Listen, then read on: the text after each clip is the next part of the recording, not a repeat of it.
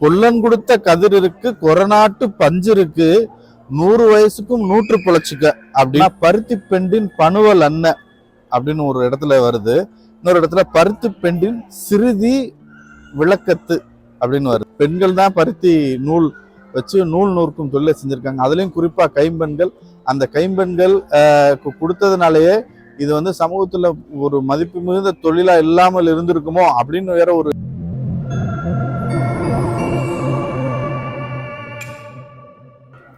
அனைவருக்கும் வணக்கம். நான் இன்னைக்கு ஷார்ஜா சில்ட்ரன்ஸ் ரீடிங் ஃபெஸ்டிவல் நடக்குது. அந்த இடத்துல இருக்கிறேன். இப்போ இந்த இடம் ஃபுல்லாக சுற்றி பார்த்துட்டு வந்து உங்கள்கிட்ட பேசிகிட்டு இருக்கேன். இன்னைக்கு ஒரு கட்டுரை பற்றி பேசலாமா? இன்னைக்கு நான் பேசுகிறக்காக தேர்ந்தெடுத்த கட்டுரை வந்து பருத்தி பெண்டும் பல்லர் நெசவும் பாய் நெசவும். ஐயா தோ பரமசிவன் எழுதிய கட்டுரை இது. கிறிஸ்துக்கு முற்பட்ட காலத்துல தமிழ்நாட்டில் பருத்தி துணி நெசவு செய்த மக்கள் பிரிவினர் யாரு பண்ணாங்க அப்படின்னா அதை சொல்ல முடியல யார் அதை பண்ணாங்கன்னு. ஆனா சங்க காலத்துல நூல் நூற்றலை பத்தி சில குறிப்புகள் காண கிடைக்குது. அது என்னன்னு பார்த்தோம்னா பருத்தி பெண்டின் பணுவல் அன்ன அப்படின்னு ஒரு இடத்துல வருது. இன்னொரு இடத்துல பருத்தி பெண்டின் சிறுதி விளக்கத்து அப்படின்னு வருது. அப்ப அந்த பெண்கள் இரவிலும் சிறிய தீயுடைய விளக்கு ஒளியிலும் நூல் நூறுக்கு அவங்களால முடிஞ்சது அப்படின்றதான் இதனுடைய பொருளாக நம்ம அறிஞ்சுக்கிறோம். அதே மாதிரி நூல் என்ற சொல்லுக்கு பணுவல் அப்படின்ற இன்னொரு சொல்லும் இருக்கு. அதே மாதிரி பார்ப்பனர்கள் வந்து முப்புரி நூல் போடுறத முன்னூல் அப்படின்னு சொல்றோம். நூல் அப்படின்ற சொல்லுக்கு இலக்கணம் சாத்திரம் அப்படின்ற பொருளும் வருது. சங்க இலக்கியத்துல இந்த குறிப்புகளை பார்க்கும்போது நூல் நூற்றல் வந்து பெண்களை சார்ந்தே பேசப்படுகிறது. இப்ப பெண்கள் அப்படின்றப்பையும் குறிப்பா கைம்பெண்களை தான் நூல் நூற்றலை செஞ்சிருக்கிறாங்க அப்படின்னு சொல்லும்போது ஒரு பெரிய அதிர்ச்சி இந்த இடத்துல ஒரு பின்னாடி இருக்கிற விஷயமா தெரியுது நமக்கு. இதுல இருக்க அதிர்ச்சி என்னன்னா இந்த நூல் நூற்கும் தொழில ஒரு சமூக மரியாதை உள்ள தொழில அவங்க கருதலை போல, அதனாலதான் கைம்பெண்கள் இதை செய்யணும் அப்படின்னு வச்சிருக்காங்க அப்படின்னு கூட தோணுவதாக கட்டுரையாளர் ஐயா சொல்றாங்க. இதை 15 ஆண்டுகளுக்கு முன்னாடி கோவை மாவட்டத்தில் இருந்த ஒரு கலை ஆய்வு செய்யும் போது அது அந்த வழக்கம் படங்கள் எல்லாம் நிறைய பார்த்துருக்கோம் இல்லையா? சின்ன கவுண்டரில் கூட ஆட்சி மனோரமா வெள்ளை சேலை கட்டியிருக்கும். அப்போ ஒரு கணவர் இருந்தா அந்த கைம்பெண்ணுக்கு அவங்க பிறந்த வீட்டுல இருந்து கோடி சேலைன்னு கொண்டு வந்து கொடுத்துருக்குறாங்க. அது வந்து வெள்ளை சேலை. பிற மாவட்டங்கள்லயும் பெரும்பாலும் அந்த உடன்பிறத்தவர்கள் இந்த கோடி சேலை கொண்டு வந்து கொடுக்கறது உண்டு, இல்லைன்னா அவன் மேல எரியறது உண்டு. இந்த கோவை மாவட்டத்துல இந்த சடங்கு கொஞ்சம் சின்ன வேறுபாட்டோட நடக்குது. அது என்னன்னா கூட பிறந்தவங்க, அந்த பொண்ணோட கூட பிறந்தவங்க வர்றாங்க. வரும்போது அவங்க என்ன கொண்டு வராங்கன்னா ஒரு நூல் நூற்கும் அந்த இயந்திரம் அதை கொண்டு வராங்க. கதிர் அப்படின்னு சொல்ற தக்களி அப்படின்னு சொல்றாங்க. அதுவும் கொஞ்சம் பஞ்சையும் கொடுத்துட்டு கொல்லன் கொடுத்த கதிர் இருக்கு, கொரநாட்டு பஞ்சு இருக்கு, 100 வயசுக்கும் 100 பிழைச்சுக்க அப்படின்னு சொல்லணுமா. இதுல இருந்து இது வந்து கைம்பெண்கள்கிட்ட கொடுத்த மாதிரி அந்த பண்பாடு அன்னையில இருந்து இப்ப சமீபத்துல அண்மை காலம் வரைக்கும் இது உயிரோட இருக்குது. அந்த பண்பாடுன்றது ஒரு வியப்புக்குரிய செய்தி தான். இது மாதிரி பல விஷயங்களை சங்க இலக்கியத்துல இருந்து நம்ம கலா ஆய்வுகள் செஞ்சு ஐயா எழுதியிருக்கிறாங்க. இதுல இந்த பருத்தி நெசவு போலவே பாய் நெசவுன்றதும் ரொம்ப முக்கியமானது. ரொம்ப காலமா தொடர்ந்து நடந்து வருது.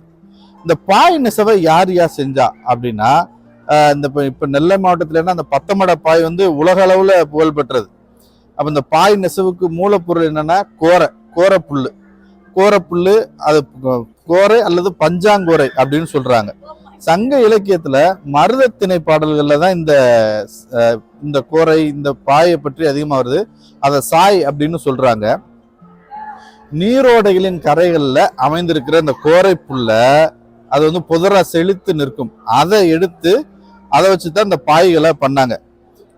கோரையை பிடுங்கி அதை காய வச்சு அதை தண்ணீர்ல மறுபடியும் ஊற வச்சு சாயம் ஊத்தி அதை வந்து தறியில வச்சு நெஞ்சிருக்கிறாங்க. அது பாய். இந்த பாய் தொழிலை இப்ப யார் முழுக்க செஞ்சுட்டு இருக்காங்கன்னா முஸ்லிம்கள் தான் செஞ்சுட்டு இருக்கிறாங்க. அப்படி ஒரு தொழில் ஆயிப்போச்சு. அப்ப இஸ்லாமிய சமயம் இந்தியாவுக்குள்ள தமிழ்நாட்டுக்குள்ள வர்றதுக்கு முன்னாடி இதை செஞ்சு இந்த சாதி யார், அது ஒரு பிரிவினர் செஞ்சுட்டே வந்திருப்பாங்க இல்லையா? அவங்க யார் அப்படின்னு தேடும்போது கோரை பல்லர் அப்படின்னு ஒரு இனம் இருந்திருக்கு. அவங்க தான் இந்த வேலையெல்லாம் பார்த்துக்கிட்டே வந்திருக்கிறாங்க. இந்த மருத நிலத்து ஓடைக்கரையில வளரும் கோரை பொருட்களை கொண்டு இந்த தொழில் பாய் நெசவு தொழில் செஞ்சுட்டு இருக்காங்க. ஆனா இவங்க முற்றாக 100 விழுக்காடும் இஸ்லாமியர்களா மாறிட்டாங்க அப்படின்னு ஐயா சொல்றாரு. இப்ப இன்றளவு அந்த கோரை புல்லை வச்சு நிறைய இடங்களுக்கு பேர் இருக்கு. பாளையங்கோட்டை, அது கோரை பள்ளம், அதுதான் பாளையங்கோட்டை. கோரம் பள்ளம் தூத்துக்குடி. கோரிப்பாளையம் அப்படின்னு ஒண்ணு இருக்குல்ல மதுரையில, இது இந்த ஊர்கள் எல்லாமே பாய் நெசவுக்குரிய கோரைகள் வளர்ந்த ஓடைகள் இருக்கிற இடமா தான் இதை எல்லாமே சொல்றாங்க. இந்த இடங்களுக்கு வந்த பேர் எல்லாமே இதை வச்சுதான் வந்திருக்கு. தமிழ்நாட்டில் பறையர் சாதியினர் நிறைய தொழிலில் ஈடுபட்டது போலவே நெசவு தொழிலையும் ஈடுபட்டு இருக்கிறாங்க. இந்த மரபை வச்சுதான் திருவள்ளுவர் பறையர் சாதியை சேர்ந்தவர் என்றும் நெசவு தொழில் செய்தார் என்றும் கொஞ்சம் அதை பற்றி ஒரு பேச்சு இருக்குல்ல, வழக்குகள் இருக்கு. பழங்காலத்துல துணிகளுக்கு சாயம் போடுறதுக்கு அவுரின்னு ஒரு செடி, அவுரி, அந்த செடியை எடுத்து அந்த வேற பானையில இட்டு அவிச்சு சாயம் எடுத்திருக்காங்க. அந்த அவுரி வேற அவியும் போது ஒரு புலால் அவியும் நாற்றம் உண்டாகுமா. அந்த புலால் நாற்றத்தை பெருமளவு பழகிவரே இந்த தொழிலை பண்ண முடியும். அப்ப இந்த தொழிலை யார் பண்ண முடியும்னா, அந்த மாட்டினை அறுத்து கோரோசனை எடுத்து நரம்பு முதலியவரை எடுத்து அதை தோலை பதப்படுத்தக்கூடிய அதுல தொடர்ந்து ஈடுபட்டுக்கிட்டு இருக்கக்கூடியவங்கலாம் தான் இந்த அவுரி வேறையும் எடுத்து சாயம் எடுக்கும் தொழிலும் செய்ய முடியும் அப்படின்ற ஒரு குறிப்பை ஐயா இங்க வைக்கிறார். ஆக இந்த பருத்தி பெண்டும் பல்லர் நெசவும் பாய் நெசவும் அப்படின்ற கட்டுரையை பார்க்கும்போது சங்க காலத்துல இருந்து இதுக்கு குறிப்பு இருக்கு. பெண்கள் தான் பருத்தி நூல் வச்சு நூல் நூற்கும் தொழிலை செஞ்சிருக்காங்க. அதுலயும் குறிப்பா கைம்பெண்கள், அந்த கைம்பெண்கள் கொடுத்ததுனாலயே இது சமூகத்துல ஒரு மதிப்பு மிகுந்த தொழிலா இல்லாமல் இருந்திருக்குமோ அப்படின்னு வேற ஒரு சிந்தனை வருது அந்த இடத்துல. அதன் பிறகு இன்றளவும் அது கடைபிடிக்கப்படுகிற சில காரணங்களையும் சில பண்பாட்டு நிகழ்வுகளையும் ஐயா குறிப்பிட்டிருக்கிறார். அதே போல பாய் நெசவும் யார் பண்ணியிருப்பா, அதை தொடர்ந்து எந்தெந்த இடங்கள்லாம் அந்த பாயை ஒட்டி கோரையை ஒட்டி பேர் வைக்கப்பட்டன அப்படின்றதையும் சொல்லி இந்த கட்டுரையை முடிச்சிருக்கிறாரு. இந்த வரலாற்றுல நம்ம அறிந்து கொள்ள வேண்டியதற்கு நிறைய விஷயங்கள் இருக்கு.